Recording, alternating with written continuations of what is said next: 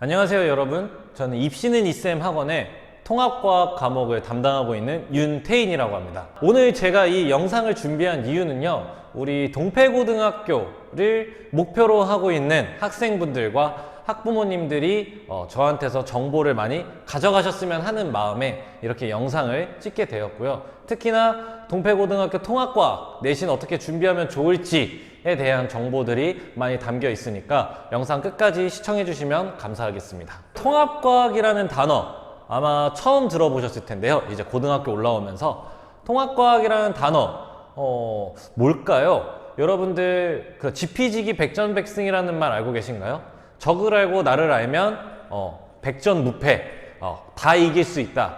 그래서 여러분들이 다 이기실 수 있게 통합과학을 한번 설명을 좀 먼저 드리는 게 맞지 않을까 해서 준비해 봤습니다. 통합과학을 알기 전에 과학이라는 거에 대해서 먼저 알아볼 필요가 있어요.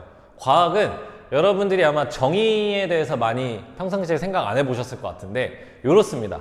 사물의 구조, 성질, 법칙 등을 관찰 가능한 방법으로 얻어진 체계적이고 이론적인 지식의 체계를 말한다 라고 얘기를 했는데요. 여기서 두 가지 중요한 키워드, 관찰과 체계적이라는 말입니다. 그래서 저는 이 과학이라는 개념을 이런 식으로 다시 재해석해 봤어요. 즉 어떤 자연현상, 사과가 나무에서 사과가 떨어진다, 이런 것을 계속 관찰하면서 보는 거죠. 보면서 분석을 합니다.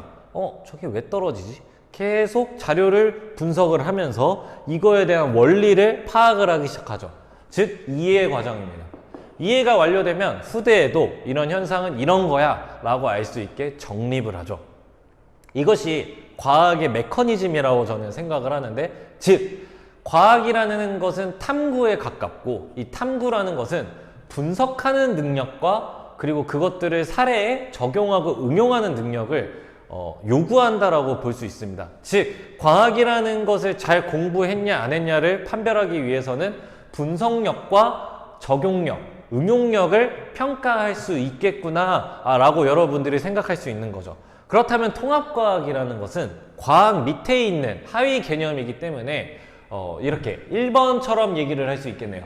과학의 여러 분야를 얕고 넓게 배운다. 즉 여러 분야를 통합해서 배운다.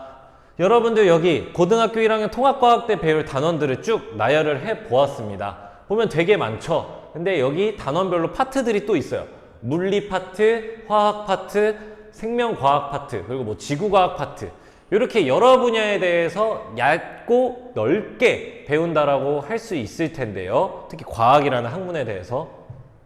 이런 것은 여러분들이 수능 과학 탐구를 선택하기 전에 기본기도 쌓으면서 조금 찍어서 맛을 본다라고 얘기를 할 수 있겠습니다. 내가 생명과학이랑 좀 잘 맞는지, 물리랑 잘 맞는지, 화학이랑 잘 맞는지 판단할 수 있는 기회가 주어진다는 거죠. 어디서? 통합과학에서. 자, 근데 선생님 뭐 단위수도 보니까 국어, 영어, 수학보다 뭐 통합과학이라는 건 단위수도 적어서 사실 뭐 그렇게 혼자서 준비해도 되지 않을까요? 라고 하실 수 있는데요. 물론 혼자서도 잘하는 학생들은 뭐 어떤 걸 해도 다 잘할 거기 때문에 굳이 뭐 학원까지 안 다니셔도 될 것 같습니다. 하지만 내가 혼자서도 공부를 잘한다 라고 생각이 들지 않는다면 저는 통합과학도 학원에서, 특히 입시는 이쌤의 이 태인쌤과 함께 배워야 한다고 생각을 하는데요. 자, 여러분들 중학교 때 과학과 관련된 단원들 쫙 나열해 봤습니다. 고등학교 과학과 관련된 단원 쫙 나열해 봤어요.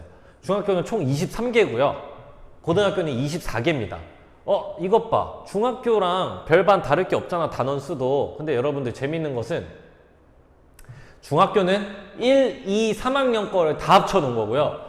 고등학교 1학년 통합과학의 단원들을 다 나열한 겁니다. 즉 3개년 동안 배웠던 양만큼이나 1학년 때 한 번에 다 배워야 돼요. 즉 되게 많은 양을 공부하게 될 것이고요. 그 다음에 문장의 길이 보세요.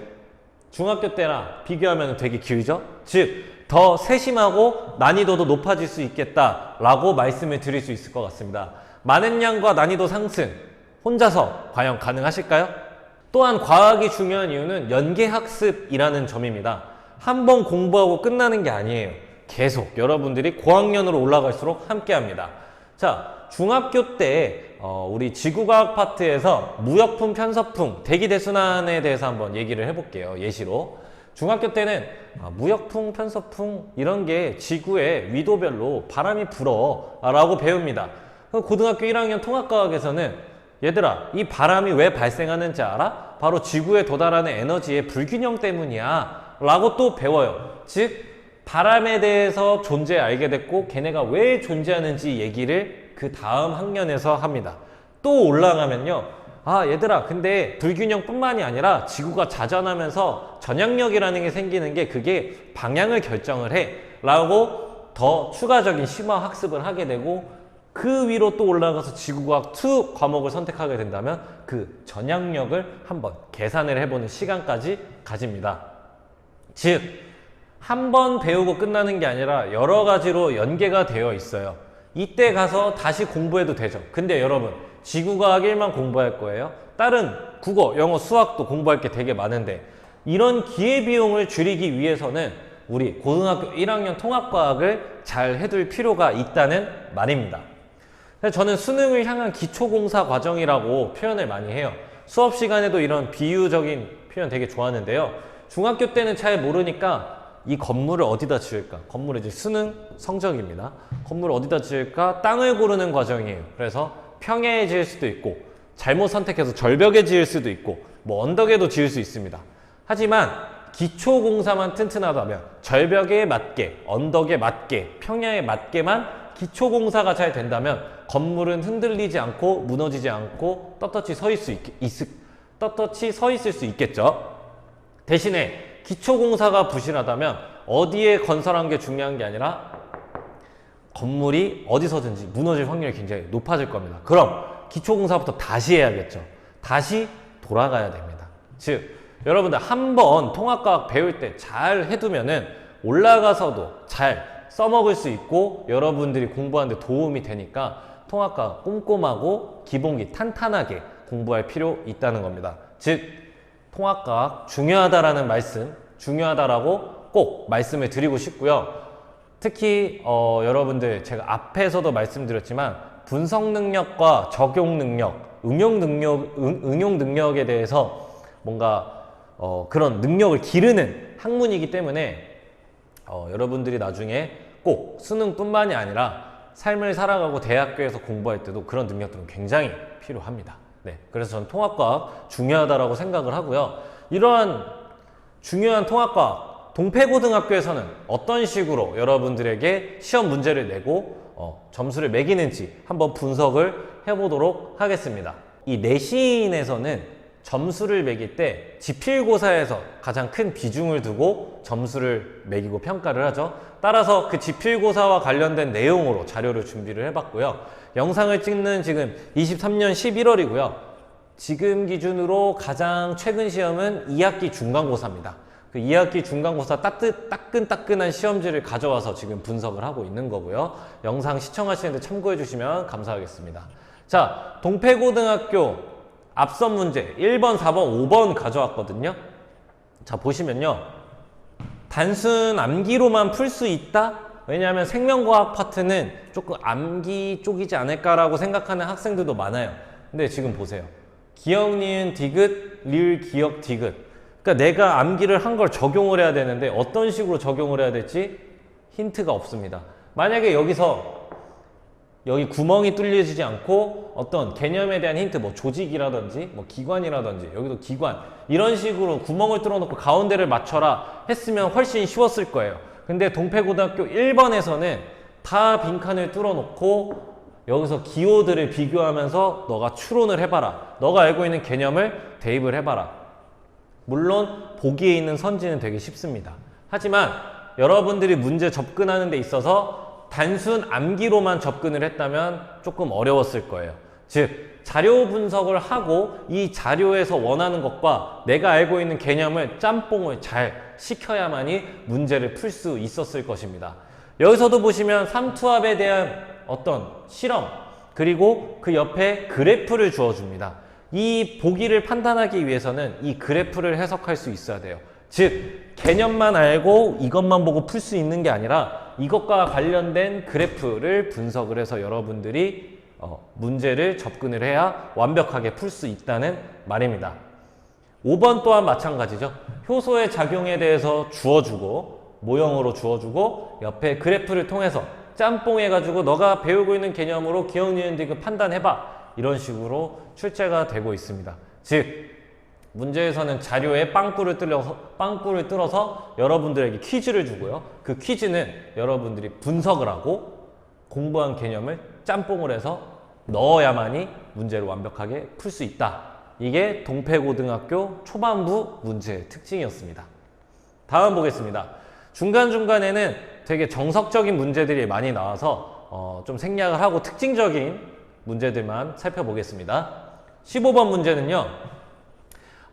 화학 파트에서 산화환원이라는 또 되게 계산도 필요하고 완벽한 이해, 원리 중심의 이제 문제가 나오는 그런 파트입니다.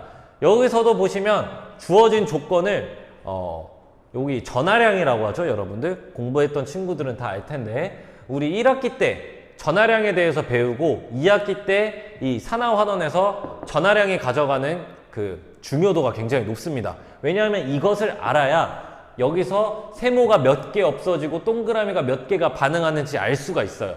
즉 1학기 개념을 잘 몰랐던 학생들은 다시 처음으로 돌아가서 공부를 했어야 했으며 그걸 몰랐던 친구들은 이 문제를 풀 수 없었겠죠.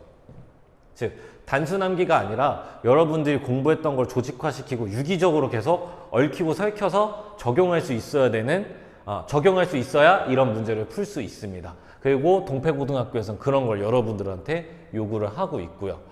네, 따라서 여러분들이 이런 미지수가 나와서 당황을 하지 않아야 하고 여러분들이 1학기 때 배웠던 내용을 기반으로 문제 풀었으면은 쉽게 맞출 수 있었던 그런 문제라고 할 수 있겠습니다.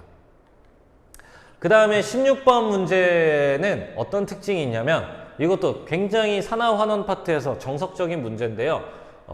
여기 보시면은 아까 제가 말씀드렸지만 이런 전하량이 주어지는 게 되게 이 파트에서 중요하다고 했죠. 여기선 이 전하량조차 주어지지 않습니다. 문제에서.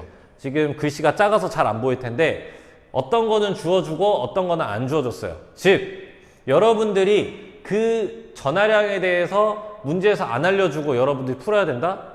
배경 지식인 겁니다. 여러분들이 이 원소의 전하량이 어떻게 되는지를 알고 있어야만이 이 문제를 풀고 여기서 나오는 개수를 비교를 할 수가 있게 되는데 여러분들이 그런 배경 지식이 없었다면 이 문제를 애초에 풀 수가 없었겠죠. 즉 학교별로 이렇게 어떤 배경 지식을 요구하고 그리고 이런 배경 지식이 왜 필요한지 부교재에도 많이 나와 있거든요.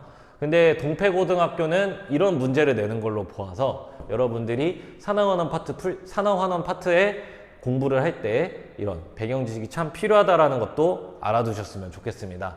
그리고 계산을 하고 개수를 구하는 것은 여러분들 단순 암기로만 하는 게 아니라 어떤 식으로 반응을 하고 걔네 사이에서 원리가 어떤 식으로 적용을 하고 개수가 왜 변하는지 알아야만이 이 기억, 니은, 디귿, 리을 보기를 완벽하게 해석을 할 수가 있는 거예요. 그리고 다음은 21번입니다. 21번은 되게 이것도 과학의 꽃 같은 문제죠. 화학이라는 단원에서는 원자나 원소 같은 거를 사람 눈으로 직접 볼 수 없기 때문에 모형으로 많이 냅니다. 이런 모형으로 내는 문제를 되게 수능에서도 좋아하고 동패고등학교 선생님도 좋아하시는 것 같아요. 이 또한 앞과 뒤의 반응 결과를 비교하면서 가운데를 추론을 해야 되는 추론을 요구하는 그런 문제고 또한 이런 과정에서 여러분들이 모형을 분석을 하고 공부한 내용을 적용시켜서 변수는 어떤 것들이 값이 들어가야 되는지 세모는 누구고 네모는 누구고 동그라미는 누군지를 맞춰야 되는 그런 문제입니다. 즉 단원의 완벽한 원리와 개념과 암기가 돼야만이 이 문제를 풀 수 있다고 할 수 있겠네요. 이런 식의 문제가 되게 많이 나오죠. 23번 문제 같은 경우에도 똑같은데 여기서는 함정이 하나 들어갑니다. 보편적으로는 이온수를 n개로 두고 기본적으로 문제풀이에서도 n개로 많이 두는데요. 여기서 2n개를 둠으로써 학생이 한 번 더 생각하게끔 함정을 파놨습니다.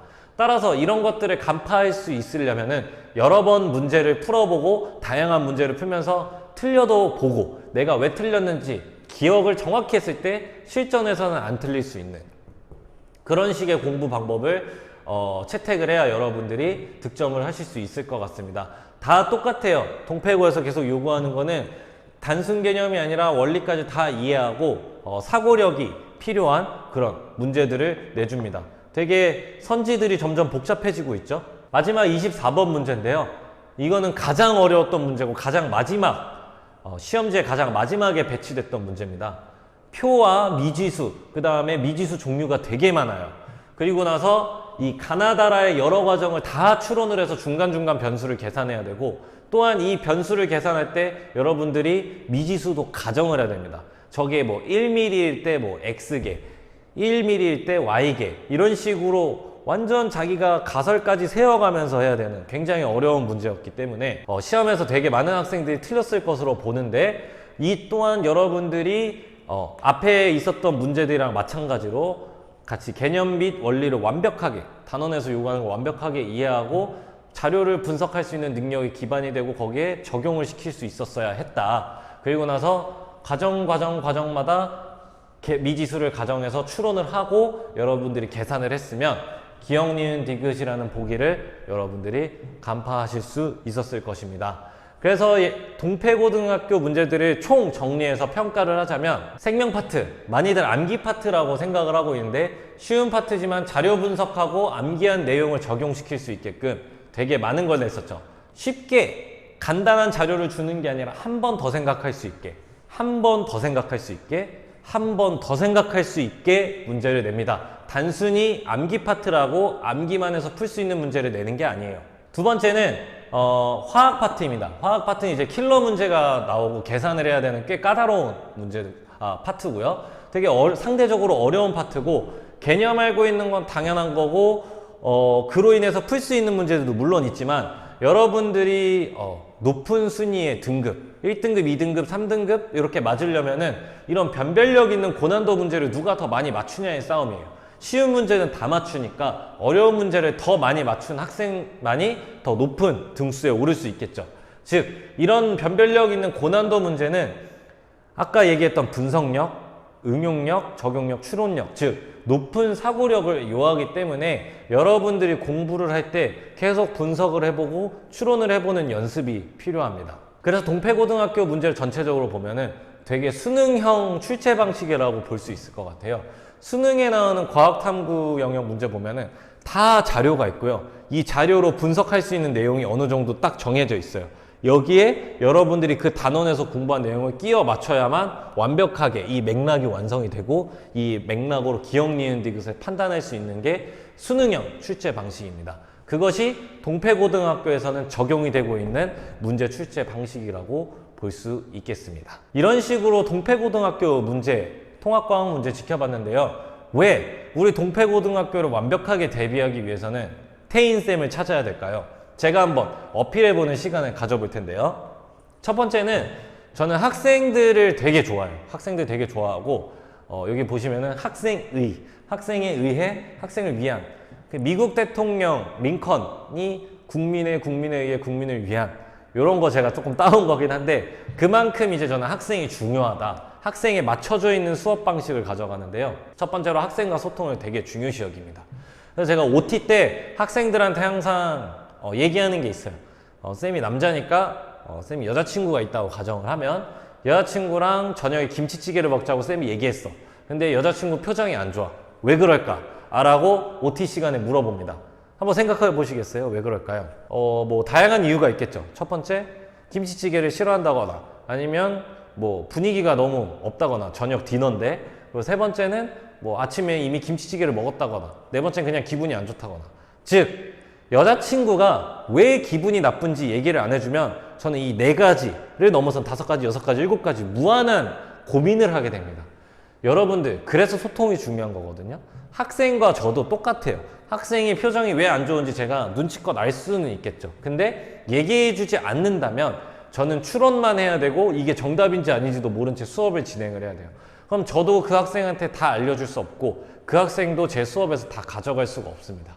그래서 이런 소통을 중요시 여긴다고 OT 때 말하고, 학생들과 최대한 많은 대화를 하려고 노력을 해요. 때문에 학생과 감정 소비하는 일에 혼내는 일은 잘 하지 않습니다. 저도 감정 소비하고 싶지 않고요. 이왕 같이 지내는 거 행복한 일만 가득하고 좋은 일만 가득했으면 좋겠습니다. 즐겁고. 따라서 혼내지 않는 대신에 학생이 원하는 것과 싫어하는 것을 명확히 구분해서 저는 협상을 합니다. 학생이 어떤 것들을 싫어할까요? 뭐 숙제, 그리고 뭐 공부해와라 이런 거 되게 기본적으로 싫어할 텐데, 가장 치명적인 거는 쉬는 시간 안 주는 거랑요, 그 다음에 수업 시간 딱 맞춰서 안 끝내주는 거. 9시에 집 가서 축구 봐야 되는데 9시 반에 끝나준다든지, 이런 거 되게 스트레스 받아 하더라고요. 그러니까 잘해오면 빨리 가는 거고, 못해오면 남아서 할 수밖에 없는 거고, 이런 식으로 협상의 과정을 학생이랑 가집니다. 일방적으로 제가 혼내고 이러는 게 아니라, 너가 이렇게 했으니까 난 이렇게 하는 거야 라고 납득을 시켜주고, 그런 과정에서 학생과 조율을 하는 거죠. 학생도 존중받아야 되고 저도 존중받아야 되니까 협상을 하는 겁니다. 네. 그리고 나서 이런 수업적인 내용뿐만 아니라 뭐 남학생 같은 경우에 뭐 가끔 게임 얘기도 같이 해보고, 뭐 실제로 게임도 같이 해보고, 그 다음에 뭐 여학생들이랑은 고민 상담, 뭐 학교에 돌아다니는 이슈 이런 거에서 같이 토론도 해보고 수다도 떨어보면서 좀 학생의 주변에서 중심으로 가려는 노력을 많이 합니다. 어차피 같이 지내는 거 친하게 지내야 정도 많이 가고, 이왕 다른 사람이 얘기하는 것보다 친한 사람 얘기하는 게 더 듣기 편하니까요. 그래서 저는 학생과의 소통을 되게 중요시 여기고요. 두 번째 중요한 점은, 교육가치관에서 중요한 점은, 제가 물리, 화학 이런 과학에서 어려운 파트를 포기했던 사람이기 때문에 아이들에게 잘 가르칠 수 있습니다.